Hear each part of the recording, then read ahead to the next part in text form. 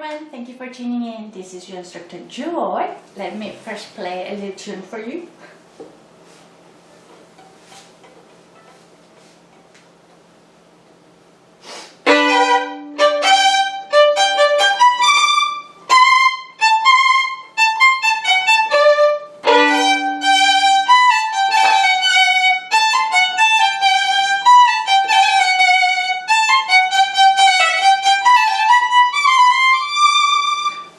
This was beginning of Eine, Kleine Nachtmusik by Wolfgang Amadeus Mozart.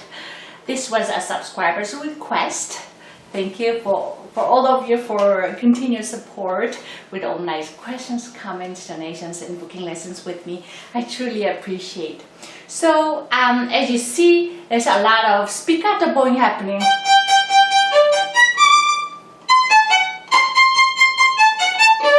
So you might want to check out first my other videos regarding spiccato. I made more than several videos if I remember correctly. So I encourage you to check those ones out first. In this particular one, there are many different technical issues that's going on. And I want us to talk about two techniques here. One is a chord. We do one down bow and then second time with up bow. And the second one is shifting in fast run. So there is here, here.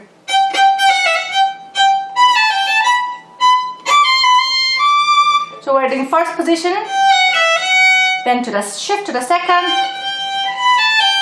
then second to the third. So we're going to talk about those two things. First, when it comes to chords, let me first share with you the common mistakes that I see in my teaching studio. Because we're playing multiple strings, in this case we're playing 3 strings, the way we normally do is we play bottom 2 notes and then top 2 notes. When we have 3 notes, so we will play bottom notes and the middle note together first, and the middle and the top notes then. So namely, in this case we're playing D and B, and then B and G. That's the chords. Either down bow or up bow. That goes same way.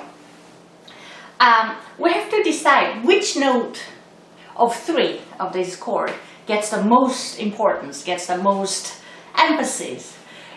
In this particular one, this note G is the melody. The other 2 is just supporting notes. It's just a background, just a harmony. So make sure this note comes out, yeah, by giving the majority of the length of the bow. So like this. But the common mistakes that I see in my teaching studio is most students are very busy breaking the bow and use a lot of bow for the first bottom 2 notes and a very little bow left. Therefore, the important note, the G, does not get enough support. So what people hear is, yeah, but people should hear, yeah, so make sure you bring the G out. The way you do it is you use very little bow for the bottom 2 and then most of the bow for the upper note. And when you are once on E string, E and A string, so let's first use very little bow on D and A string, because those are not important. And the majority of the bow we're going to use it for the upper one. But even when we use A and E string, we're going to put a little more weight on E string so that people hear the upper note high and louder than the bottom one. Like this. What happens if I emphasize the middle note?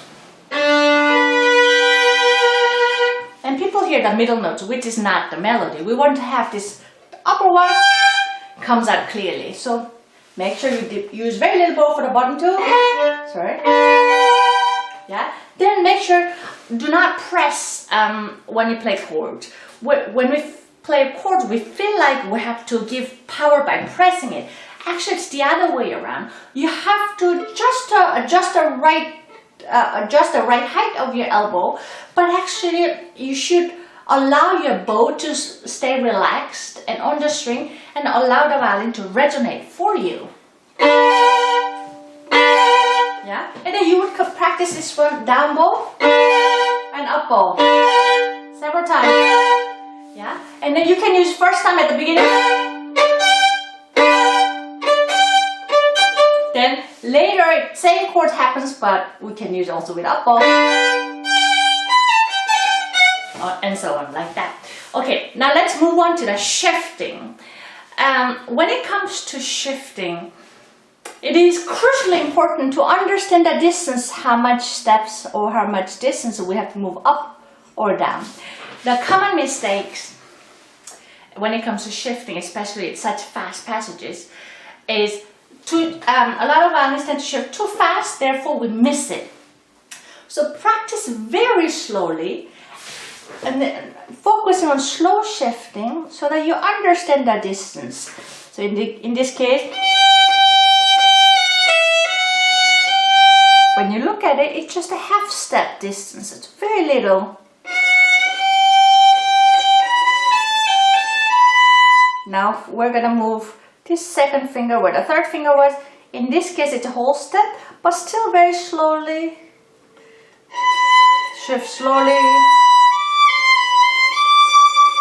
You want to shift really, really slowly. That's one thing. Another thing that you want to remember when you shift, don't forget to bring your whole hand. Some violinists shift very well, but forget the thumb.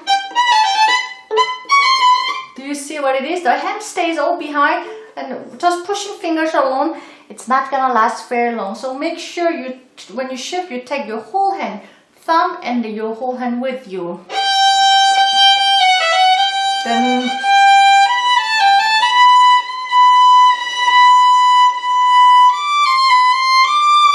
yeah, and on top of that, in general, when you play a Mozart piece, remember Mozart, whatever concerto, showpiece, sonata, it has a very particular Mozart-like sound, which is a very light and resonating sounds. So always spend enough time to work on this quality Mozart, beautiful resonant sound.